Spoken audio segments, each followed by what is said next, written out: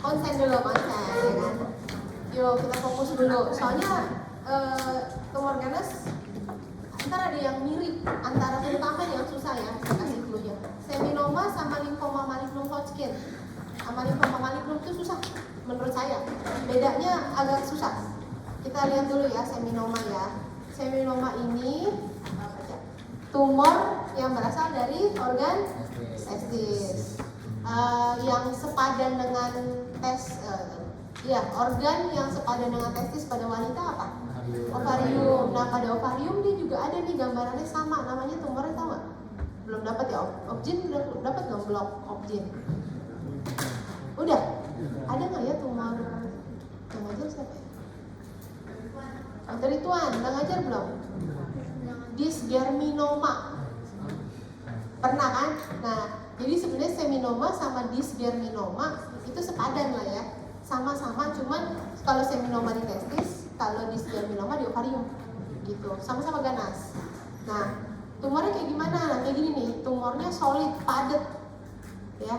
Ini yang di tengah bisa aja nekrosis, daerah nekrosis. Dan dia biasanya masih bersimpai, tapi ya tugas kita untuk memastikan ini keluar dari simpai apa enggak untuk menentukan stadium. Terus di sini ada daerah apa nih? Dari testis, rete testis, epididymis, terus apa? Salurannya apa? Iya, vas deferens atau funiculus spermaticus ya kan. Nah, funiculus spermaticus atau vas deferensnya nggak keluar. Oh iya. Iya. Ini masuk. Oh.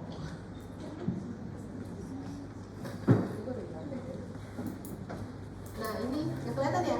Nah ini tadi vas deferensnya. Nah kita mesti ngambil bagian ujungnya untuk memastikan batas sayatannya. Tumornya takutnya tumornya sampai ke sana, ternyata di tubuh pasiennya masih ada gitu ya. Jadi batas sayatan nggak bersih. Tapi kalau makanya daerah ujung mesti diambil untuk memastikan tuh bersih apa enggak operasinya. Tapi ingat lagi, kalaupun operasinya bersih, tapi yang namanya ganas, dia kan nyebar kemana-mana. Jadi bisa aja dia udah nyebar lewat pembuluh darah, gitu ya. Nah kita ini dari gambaran makroskopis, lalu kita ke mikroskopis. Mikroskopisnya gambarannya kayak gini. Jadi difus kayak apa? Kayak limfoma difus nyebar gitu sel-selnya. Cuman dibedainnya, bisa kelihatan nggak ya kalian? Agak susah nih. Di antara sel-sel tumor ini kan sel tumornya nih. Ini ada daerah yang kayak sekat, jaringan ikat, kayak ada septa atau jaringan ikat. Dari sini gimana? Yang septa jaringan ikat, kelihatan nggak? Yang saya merah nih, saya tracing. Bisa melihat itu suatu septa, suatu sekat gitu? Bisa, bagus. Nah di sekat ini, di septa ini itu banyak sebukan limfosit. Limfosit ya, bukan neutrofil, bukan yang lain. Limfosit spesifik kalau pada seminoma. Nah di tengah-tengahnya itu sih sel tumornya. Kita lihat nanti sel tumornya gimana. Nah ini masih gambaran dari jauh, pandangan dari jauh, dari pembesaran kecil. Nah lihat nih, dia kayak berkamar-kamar seakan-akan ya, kayak ada septa-septanya. Jadi kayak orang kos-kosan ada septa di apa sih, di kotak, kayak kamar kita lah, di kotak-kotakin gitu ya. Cuman ini ya agak samar. Nah daerah sini nih septanya lebih jelas mungkin ya. Terus di septa itu kalau mau kalian lihat itu ada limfosit. Salah satu ciri apa sih biasanya kalau pada tumor ganas memang limfosit itu suka datang. Ngapain dia? Itu sebagai defense mechanism. Semakin tinggi limfositnya semakin banyak atau sel plasma ya, tandanya emang defense-nya bagus. Soalnya ada sekarang dikembangin udah beberapa tahun sih, 2017 kalau nggak salah atau 2018 itu udah masuk yang namanya imunoterapi. Jadi nggak cuma kemoterapi, imunoterapi. Salah satunya PD-L1. Ntar dilihat apakah tumornya ini PD-L1-nya tinggi nggak nih. Jadi bisa dimasukin obat imunoterapi. Jadi kalau dia semakin tinggi limfositnya, kemungkinan PD-L1-nya tinggi, nah bisa dimasukin tuh obat PD-L1. Cuman harga PD-L1 mahal, satu Avanza. Saya nggak tahu Avanza baru apa lama, 200 juta lah ya kurang lebih kemoterapinya. Kesini lagi, ada lagi terapi. Makin kesini kemo kan makin macam-macam ya.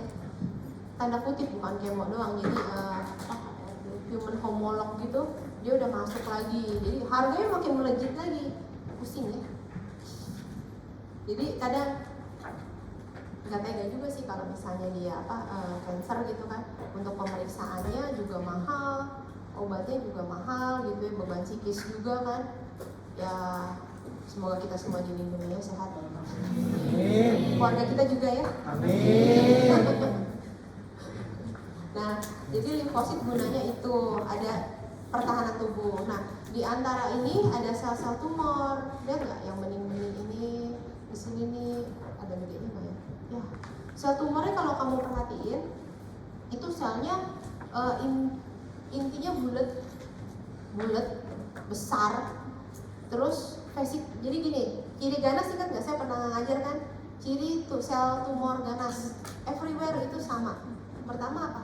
Pleomorphic, ukuran dan bentuk dari inti selnya itu berbeda-beda, macam-macam. Yang kedua, kromatin mulai kasar. Kromatin kasar itu bisa jadi hiperkromatik hitam intinya. Bisa juga kromatin kasar itu dia jadi yang namanya vesikular, jadi jernih. Nggak enak ya duduk pegang. Berdiri ketinggian nih. Terus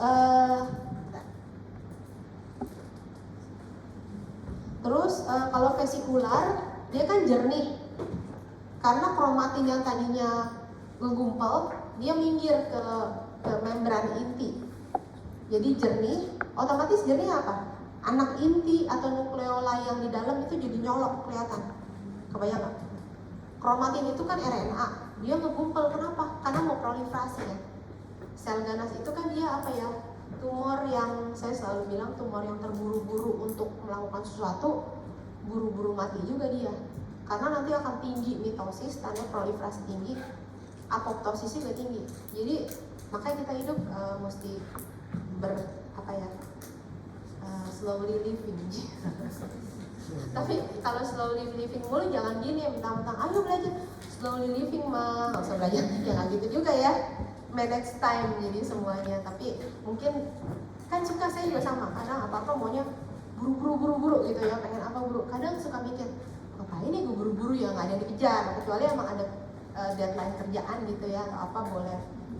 Nah ini soalnya sel ganas seperti itu sifatnya. Nah kalau di sini kita lihat selnya lebih di foto kurang begitu jelas sih. Di mikroskop nanti selnya tuh masing-masing lebih vesikular, jadi lebih bulat, tapi pleomorfik, ada yang gede, ada yang kecil. Terus anak intinya mencolok, nukleolainya mencolok. Mitosisnya banyak. Nah, seminoma telan dulu segitu, nanti kita compare sama limfoma ya. Nah, sekarang karsinoma prostat harusnya lebih sederhana. Nah, ini direseksi, jadi prostatnya seutuh-utuhnya diambil.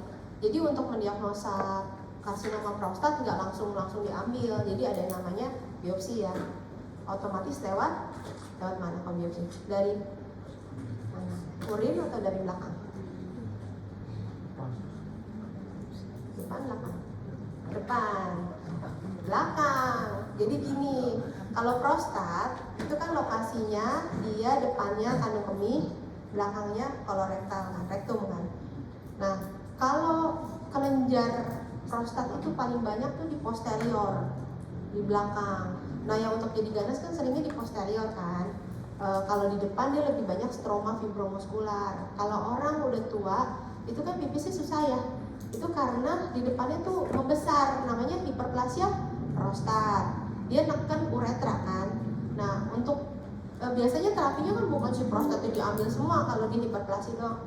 Ditutup, namanya dikerok dari uretra, dibuka selebar apa ya, mesti lihat operasinya, itu dikerok, akhirnya bisa pipis kan. Nah, tapi kadang suka dokternya juga ngambil dari rektum kalau ada kecurigaan, dari MRI curiga ke arah CA, atau dari penanda PSA, tahu prostatic specific antigen ya.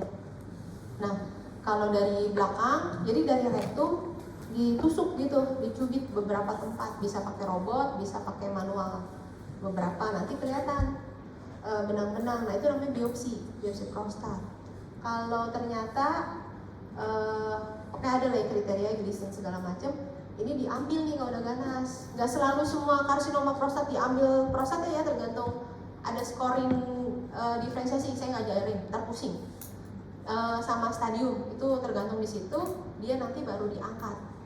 Nah, ntar kita lihat. Jadi daerah yang mencurigakan nih, yang ada bintangnya itu, saya mengontrol di sini. Nih, nah ini nih. Ini nih yang kuning-kuning gitu tuh, kayak bercak, itu tuh daerah ganasnya tuh biasanya. Nah, karsinoma prostat juga yang panah, yang segitiga tuh, segitiga hitam. Ingat gak dulu praktikum ada, itu hiperplasia prostat. Kalau hiperplasi, bandingin bedainnya apa? Kelenjarnya gede-gede, kelenjarnya besar, terus dia berkeluk-keluk begitu, lekuk-lekuk papiler, terus masih ada 2 lapis. Susah ya rasanya.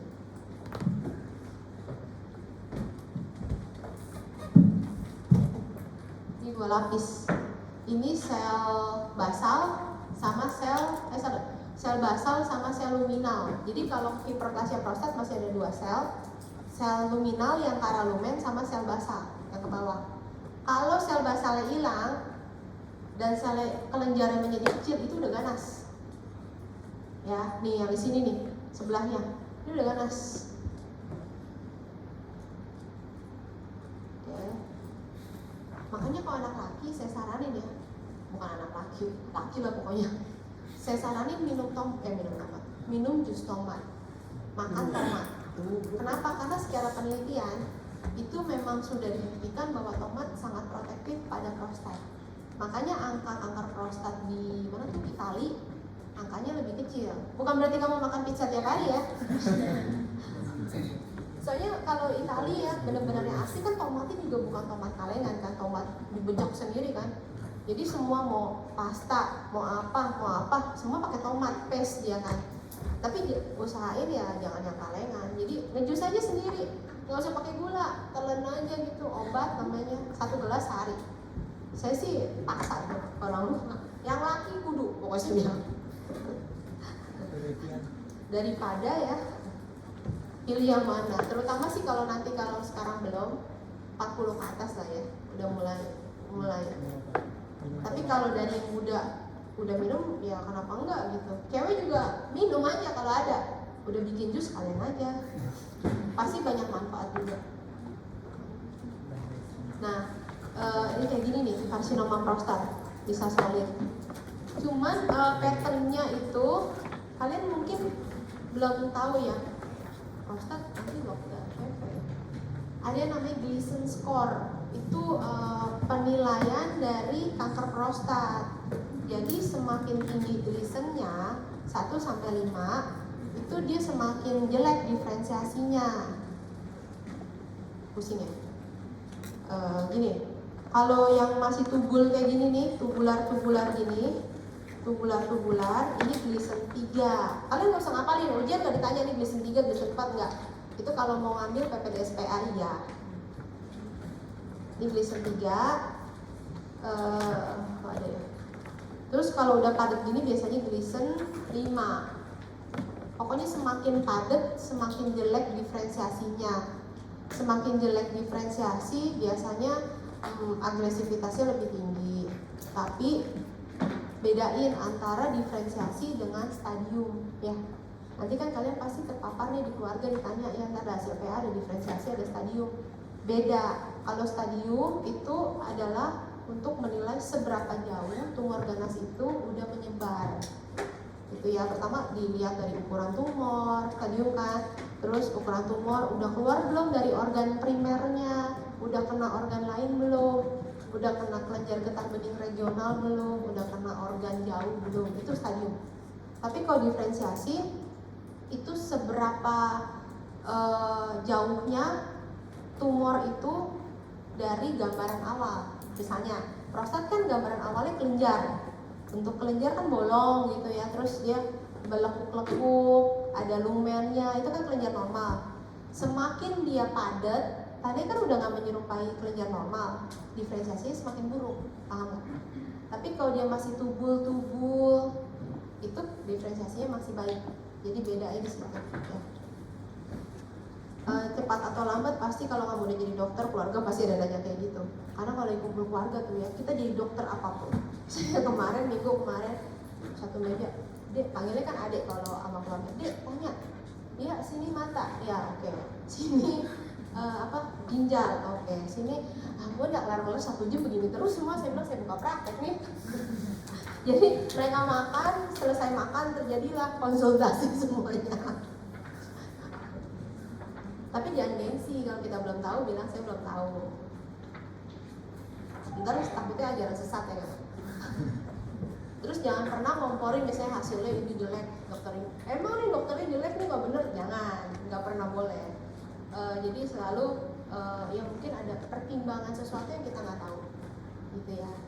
Nah ini sih nice to know, yang ini invasi limfovaskular. Jadi kalau pada tumor kita mau lihat nih tumornya, kadang tadi yang saya bilang, kadang tumornya tuh masih di dalam organ primernya, tapi bisa aja dia udah nyebar jauh. Kenapa nih? Dia masuk ke pembuluh darah, udah nyemplung. Oh saya bilang, ini kan pembuluh limfatik. Dia masuk ke pembuluh limfatik, udah nyemplung. Jadi dia gampang berlari-lari kemana aja kan? Kalau pembuluh limfatik sama pembuluh vaskular. Oke.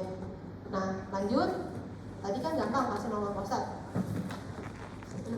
Koriokarsinoma. Ini terus terang susah. Saya aja untuk diagnosa ini gak gampang. Ini koriokarsinoma cukup susah, tapi kalian kan nanti sebaran slide-nya kan variasi kan, jadi ya bisa lah harusnya bagiannya. Teorinya kan apa yang diomongin sama ada di buku, semua ada di buku bahannya, nggak bakal keluar dari situ. Nah, koriokarsinoma tuh sebenarnya coba lihat di buku.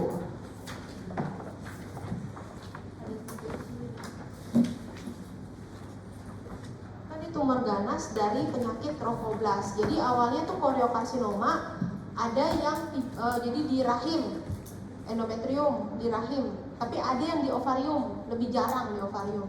Yang seringnya di rahim. Nah kalau di rahim itu seringnya diawali dulunya dari riwayat dia mola hidatidosa. Ingat kan? Apa? Hamil? Iya benar. Hamil anggur. Makanya PA itu kalau dia ada misalnya orang kuret nih, abortus, kan dikuret, kok curiga kayak ke mola gitu curiganya nih. Kadang gitu klinis nggak kelihatan mola, mungkin masih early. Tapi kok saya ngelihat juga belum terlalu full blown, belum terlalu nyata, tapi udah mulai agak perbedaan gitu, ada hiperplasia, trophoblas dan lain-lain.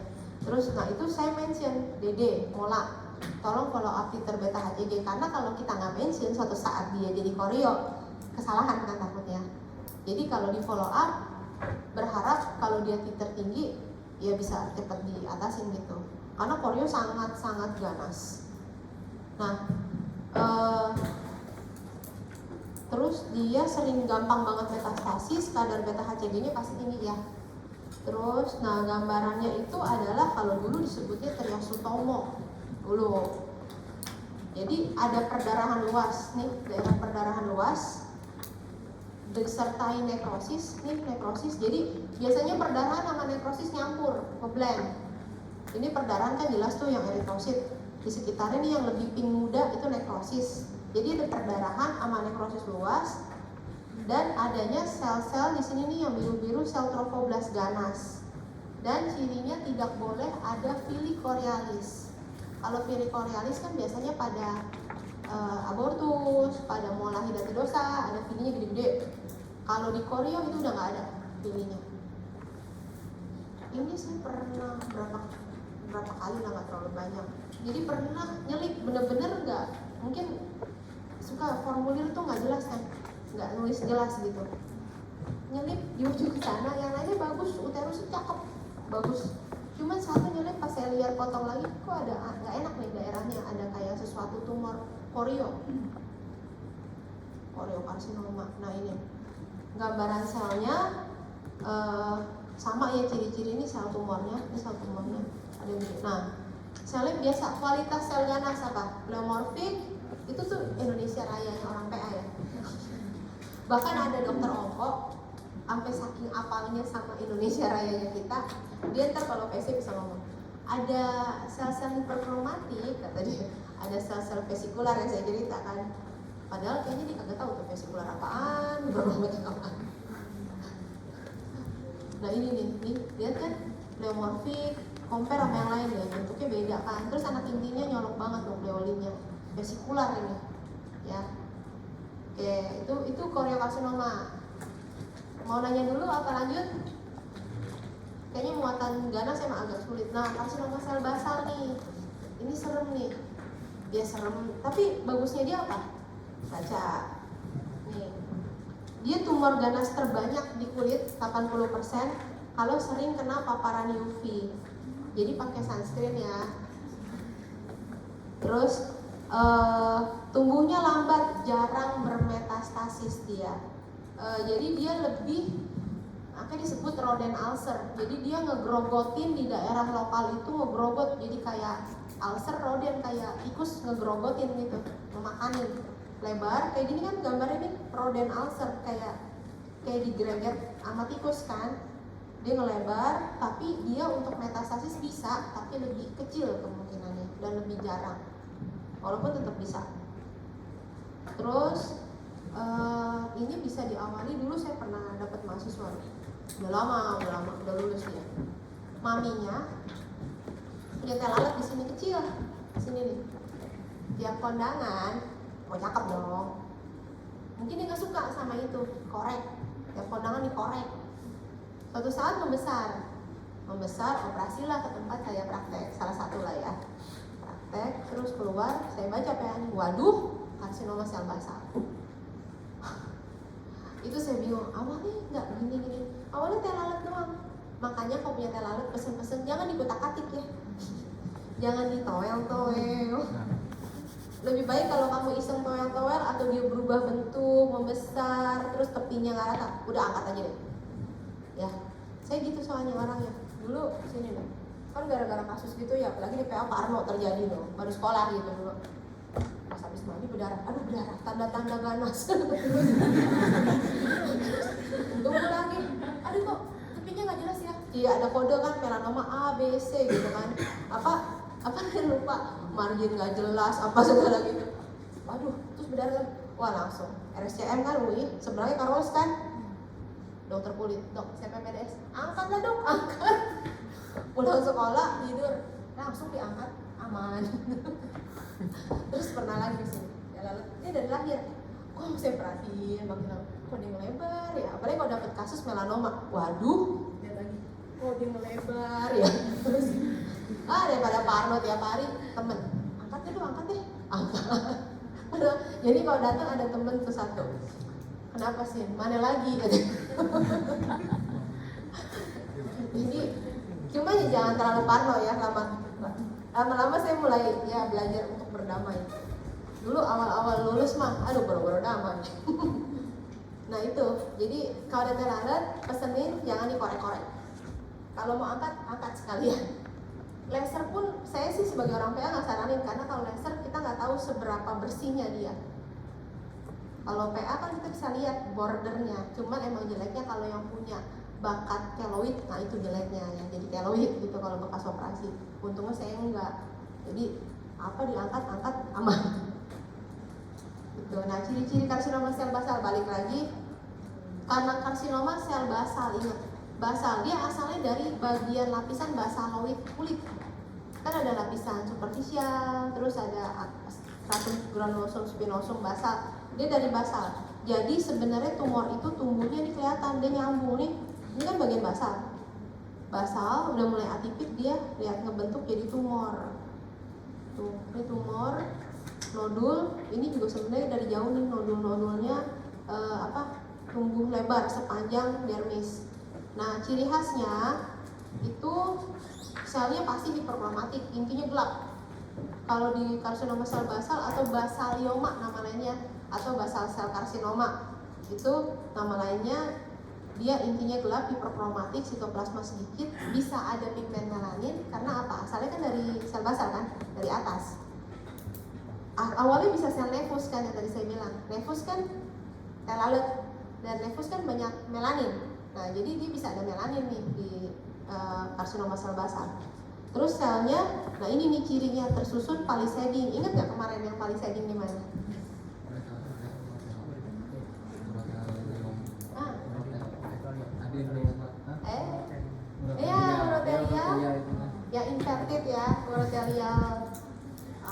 papilloma tapi yang inverted type. Nah, dia palisading.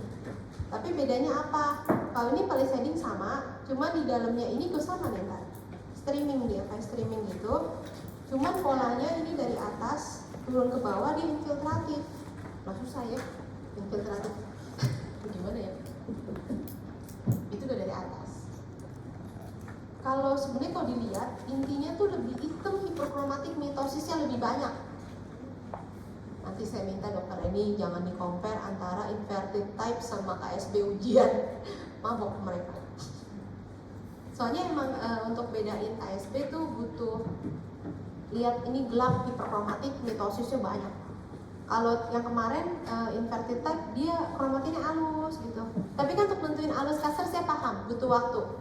Nggak bisa praktikum sekali gitu ya. Saya juga lama kayak gitu, nggak bisa langsung. Paham.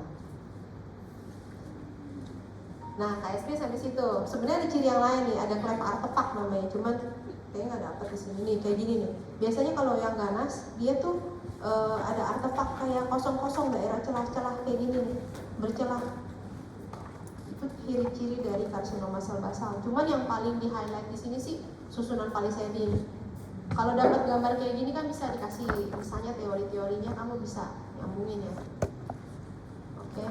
Dapat gambar kayak gini tahu dong bukan inverted type papilloma kan. Oke. Atau dikasih yang mitosisnya gembreng gitu ya, ada mitosis gitu. Nah, ini karsinoma sel squamosa. Karsinoma sel squamosa itu bisa timbul dimanapun yang merupakan keganasan kedua terbanyak pada kulit. Ya, tapi bisa ingat juga selain di kulit dia bisa di mana? Di cervix. Cervix kan dari sel squamosa juga, epitel pelapisnya. Terus apa lagi? Paru-paru. Paru-paru kan ada metaplasia squamosa. Ada lagi ya, karsinoma sel squamosa banyak sih. Paling sering itu cervix, kulit, paru. Kalau kulit biasanya karsinoma sel squamosa pada usia tua yang di atas 60 biasanya. Papa saya dong, aduh cerita. Papa saya ada benjolan 1 cm. Baru ngomong 1 bulan, biasa. Kalau begitu ada kan anaknya panik, angkat gitu. Terus setelah 1 bulan langsung, Dek ada benjolan. Coba lihat, apa kista epidermal gitu ya. Kok nggak enak, tengahnya ada ulkus. Bawa ke teman langganan, diangkat. Untung dia tahu dilebarin. Karsinoma sel squamosa. Awalnya sama gitu, ada benjolan kecil, korek-korek gitu kan. Awalnya nggak ada, jadi mungkin karena usia ya, udah waktu itu 68 umur. Dia korek, untung baru 1 bulan langsung saya datang, langsung angkat. Karsinoma sel squamosa batasnya bersih, udah. Harusnya lanjutannya PET scan waktu itu. Datanglah COVID yang Delta waktu itu. Nggak bisa kemana-mana dong ya. Wah, udah deh Pak, jangan. Terus udah lewat setahun. Udah agak reda kan COVID. Pak PET scan, kenapa? Udah lupa gitu. Masa nggak ada katanya. Ya udahlah, saya nggak jadi PET scan karena dia udah lupa kan sama dia punya dulu ada tumor. Jadi ya udah daripada dia stres, ya udahlah. Sampai sekarang saya cuma cek nimbul nggak? Enggak, emang kenapa nanya nimbul, orang kagak ada apa-apa katanya. Jadi pentingnya untuk early diagnosis di situ tuh, cepet tanganin. Cuman jangan mentang-mentang dikit-dikit ya, jerawat dikit angkat lagi. Mesti lihat juga. Tapi itu gunanya temenan sama siapa aja. Apalagi kalian nanti punya teman semua kan spesialis. Pasti deh cepat atau lambat mereka spesialis. Kumpulin tuh spesialis anak apa. Atau kalau temen ada keluarga pasti ada yang sakit atau kitanya kan, nah, bisa kesini-sini gitu. Jadi lebih enak kita tahu misalnya dari ini bisa lebih follow up pasien. Jadi misalnya kalau itu kan udah gimana nih hasilnya apa, kalau di rumah sakit kan lebih terbatas ya pasti ya kalau nggak kenal gitu. Itu gunanya masuk kedokteran salah satunya. Nah balik lagi ke laptop, karsinoma sel squamosa itu dia tumbuhnya dari bagian epitel squamosa tapi nggak spesifik basal. Keseluruhan itu dia nanti semua berubah jadi ganas di seluruh permukaan, tapi dia cirinya adalah nembus membran basalis masuk ke stroma di bawah atau ke dermis. Itu udah masuk karsinoma. Nah, bentuknya dia kayak pulau-pulau, kayak pulau-pulau gitu kan. Nih, terus suka membentuk keratin yang disebut mutiara keratin atau mutiara tanduk atau horn pearl, tergantung dari nama. Mutiara keratin, mutiara tanduk, horn pearl. Tergantung tuh yang ngasih soal. Nah, ini kenapa ada horn pearl? Karena memang si epitel squamosa atau epidermis kan memang tugasnya bikin keratin, bukan tugas sih. Dia memang akan produksi keratin kan. Yang kalau di kita jadi daki kalau nggak mandi, dikerok-kerok gitu ya, dikorek, habis kotor keringetan terus digosok, jadi daki kan, itu keratin bercampur debu. Nah gitu. Tapi coba deh kamu nggak pakai debu, terus rajin mandi, rajin luluran ya. Mandi kalau nggak luluran sih enggak, kan keratinnya rontok, dakinya kecil. Cuma jangan terlalu heboh itu mulu ya, luluran terus jangan, tipis kan ya. Biasanya luluran nanti kalau mau nikah, dilulur biar mangling. Dulu saya gitu sampai shock, apa ini? Mesti ya sih. Udah, terus karsinoma sel squamosa. Nah ini derajat diferensiasi dihafalin deh ya. Jadi kalau diferensiasi semakin dekat dia menyerupai sel normal, sel awal. Epitel squamosa kan tahu sel normalnya, dia epitel yang sitoplasmanya lebar, eosinofilik, dan ada mutiara keratin. Kalau dia masih ada mutiara keratin, biasanya diferensiasinya baik. Ini ciri-cirinya ya. Kalau buruk, kalau sedang mah in between ya. Kalau buruk, ya udah nggak ada mutiara tanduk, udah sitoplasmanya juga udah dikit. Ini apalin aja deh ujian. Soalnya bener-bener mesti ngebedain ngeliat. Nih, ini masih diferensiasi baik, ini diferensiasi buruk. Nah, compare. In between, diferensiasi sedang. Tapi sih saya nggak pernah menjawab diferensiasi sedang. Biasanya sedang buruk atau baik sedang. Gitu, jadi saya susah ya, nggak ada cut off kan. Kalau masih ada mutiara tanduk yang pasti itu pasti baik, diferensiasi baik. Tapi kalau udah kayak gini nih, lihat intinya ada yang hitam, ada yang vesikular. Ini kan besar sekali kan. Ada yang agak kecil nih mitosis nih. Mitosis banyak. Nah ini udah diferensiasi buruk ya, agak susah ya, bisa lihat ya. Lanjut, ini gampang, harusnya gampang, harusnya adenokarsinoma mucinosum lambung.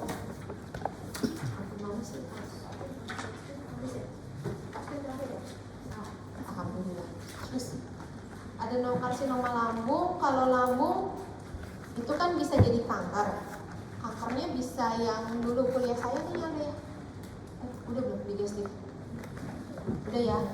Dia ada yang bentuknya tubular, ada CA biasa, tapi bisa juga yang banyak musin, lendirnya banyak. Nih, gampang banget. Dari jauh kelihatan ini musin nih yang biru-biru. Kelihatan nggak? Kayak namanya pulau apa?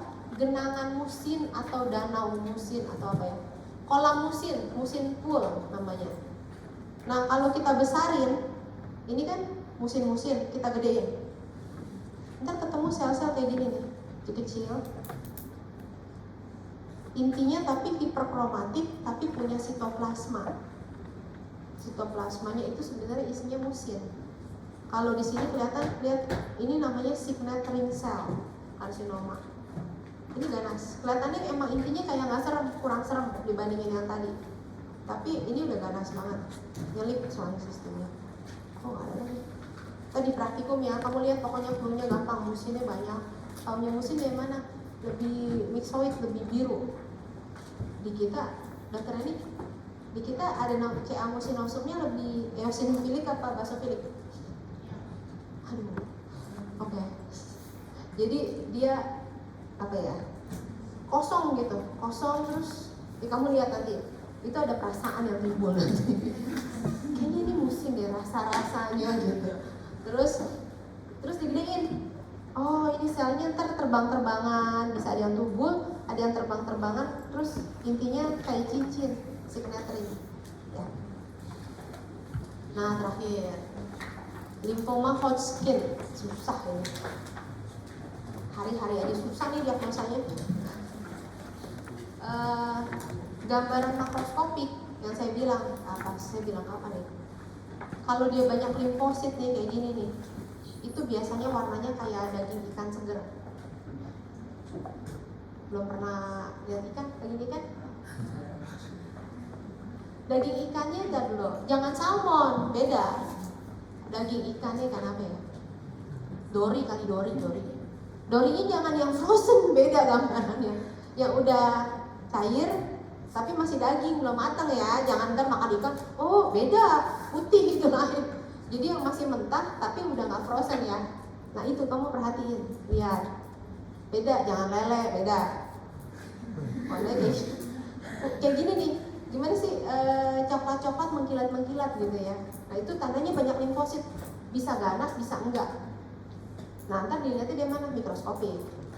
Nah ini tumornya difus, kayak difus tuh nyebar, kayak kamu misalnya punya kacang nih di sini tangan, punya kacang hijau, kacang merah, kacang tanah, terus kamu di situ ada tanah, kamu hampar begitu buang tuh kacang, itu namanya pola difus, kayak hamparan begitu. Nah, aduh ini susah kan, ngajar lymphoma paling challenging. Sel-selnya itu gimana ya? Coba kita lihat cerita di sini, sulit dikatakan. Hanya bisa dirasakan. Jadi selnya kamu lihat dulu, sel yang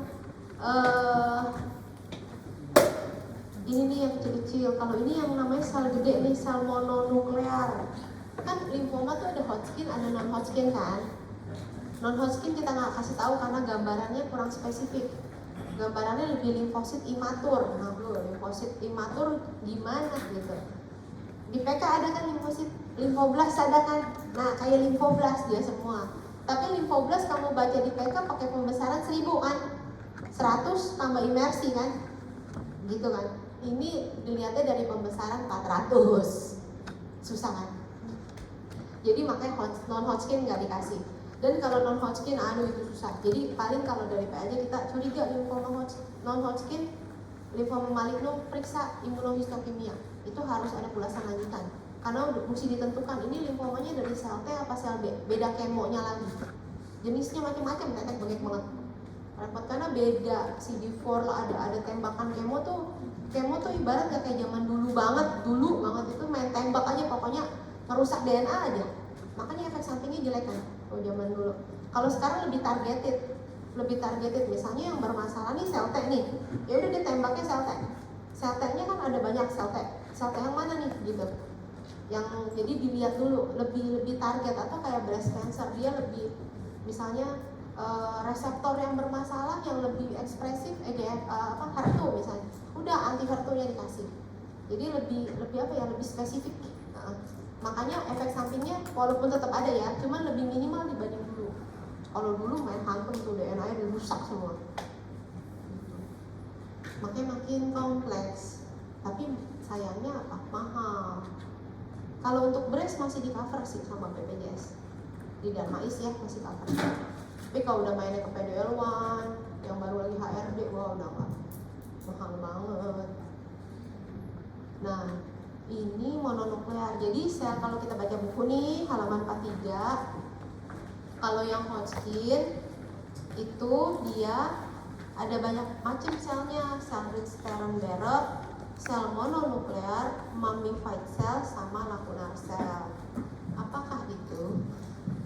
Nah ini mononuklear, selnya dibandingin yang lain selnya lebih besar, lihat ya, lebih besar yang ditunjuk nih, lebih besar dibanding jaringan sekitar dan anak intinya nyata biasanya.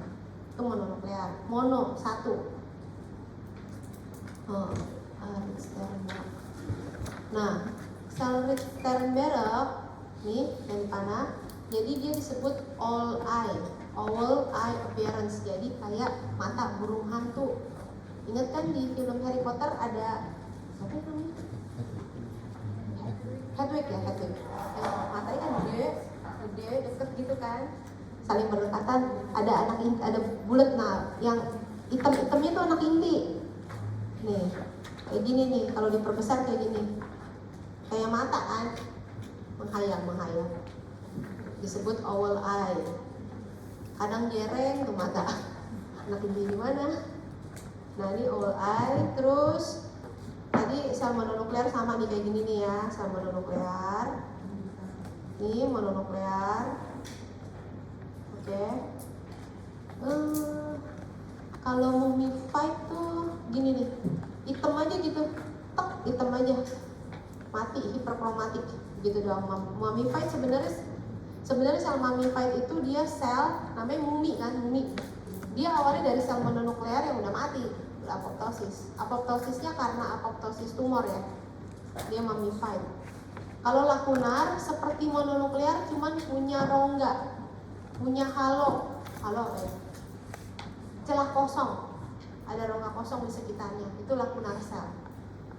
Kayak ya udah, nggak usah kayak lagi ntar pusing. Udah, ada yang mau tanya nggak? Saya tahu pasti pusing. Ntar coba lihat mikroskop. Apa? Kamu nanya apa? Siapa lupa namanya? Gio. Lea, ya iya Lea. Siapa namanya Gio? Gio.